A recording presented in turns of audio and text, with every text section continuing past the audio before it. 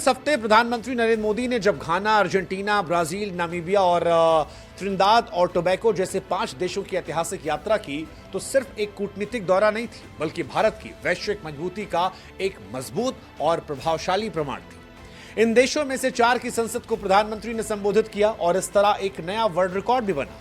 अब तक पीएम मोदी ने 17 देशों की संसद में भाषण दिया। यह आंकड़ा केवल उनके नाम है।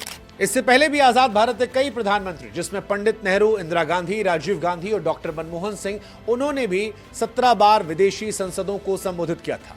वैसे जो हम आंकड़े आपको बता रहे हैं, ये सिर्फ आंकड़े या भाषणों की संख्या नहीं है, ये उस प्रभाव की गवाही है जो भारत आज वैश्विक मंच पर छोड़ रहा है। हमारे देश के प्रधानमंत्री की सबसे लंबी यात्रा थी और इस दौरान चारों देशों ने अपने सर्वोच्च नागरिक सम्मान से भी नवाजा। ये कोई औपचारिकता नहीं, ये सम्मान एक संकेत रहा कि आज ग्लोबल साउथ के देश भारत को अपना सच्चा प्रतिनिधि मानते हैं। हमारे देश के प्रधानमंत्री को अब तक 27 देशों के द्वारा राष्ट्रीय सम्मान से सम्मानित किया गया। सवाल आज चीन को परेशान कर रहा है कि चीन जब दुनिया भर में कर्जा बांट रहा है, उस वक्त भारत को इतना मान सम्मान दुनिया में क्यों मिल रहा है? क्यों भारत को बार बार दुनिया की संसद में बुलाया जाता है और क्यों भारत आज ग्लोबल साउथ की आवाज बनता जा रहा है? इसका जवाब शायद भारत की वैश्विक कूटनीति है, जो केवल बैठकों और समझौतों तक नहीं रही।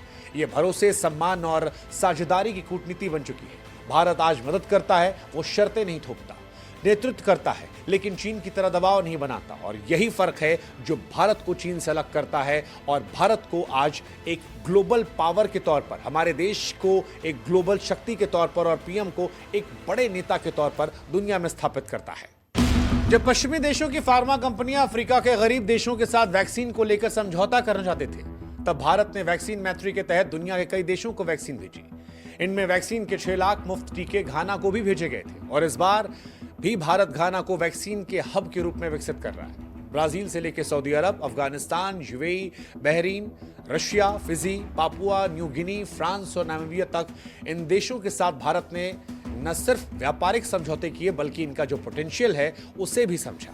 इन देशों में निवेश किया, इन देशों के साथ साझेदारी बढ़ाई और कूटनीति के साथ दुनिया को यह महसूस कराया कि भारत एक ऐसा देश है जो हर वक्त मदद के लिए तैयार रहता है और हम किसी भी देश को चीन की तरह कम कर नहीं आते। दोस्ती में हम उन्हें पूरा सम्मान देते हैं। ग्लोबल साउथ के कई ऐसे देश हैं जो कभी भारत की तरह उपनिवेशवाद की जंजीरों में जकड़े रहे, अंग्रेजों के गुलाम रहे। शायद इस साझा पीड़ा ने भारत और इन देशों को जोड़ा है।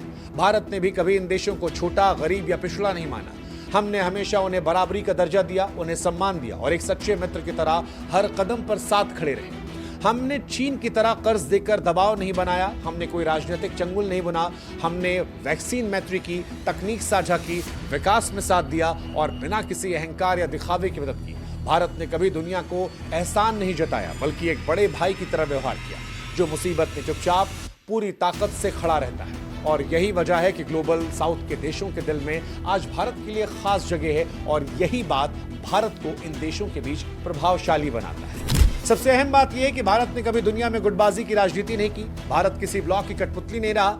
हम मुद्दों की राजनीति करते हैं, सिद्धांतों की राजनीति करते हैं। जब ब्रिक्स जैसे मंचों पर भारत की भूमिका को कम करके आंका जाने लगा और ऐसा लगने लगा कि ये मंच सिर्फ पश्चिमी देशों का विरोध करने तक सिमट जाएगा, तब भारत ने अपनी कूटनीति से उसकी दशा दिशा बदल दी। भारत ने ब्रिक्स के मंच से 2 बड़े और ठोस मुद्दे उठाए। पहला, आतंकवाद के खिलाफ निर्णायक लड़ाई का, और दूसरा, दुर्लभ खनिजों पर चीन की दादागिरी को चुनौती देने का। चीन ने जब इन खनिजों के निर्यात पर रोक लगाई, तब भारत ने घाना और नामीबिया जैसे देशों से बातचीत करके साफ किया कि भारत किसी पर निर्भर नहीं है। हम संकल्प खोजेंगे, रास्ता बदलेंगे, जरूरत पड़ी तो नया रास्ता भी बनाएंगे। ये वो सोच है आत्मनिर्भर जो भारत को आज दुनिया में एक उभरती महाशक्ति की पहचान दिलाती है। प्रधानमंत्री के इन विदेश दौरों का मतलब सिर्फ यात्राओं और भाषण का सिलसिला नहीं था। ये भारत की नीतियों, नेतृत्व दृष्टिकोण का प्रदर्शन था। दौरा ग्लोबल साउथ के साथ रिश्तों को मजबूत करने वाला था। पहले हम अपने जैसे देशों का भरोसेमंद साथी बने, उनकी आवाज बने और फिर दुनिया के सामने उनका मार्गदर्शन करें। इन दौरों ने साथ दिया कि भारत अब सिर्फ हिस्सा नहीं है, बल्कि नेतृत्व के केंद्र में भी है। और यही फर्क आज चीन को परेशान कर रहा है और यही फर्क धीरे धीरे भारत को एक बड़ी वैश्विक शक्ति के तौर पर दुनिया में ला रहा है, जिस पर हम सभी भारतवासियों को आज गर्व होना चाहिए।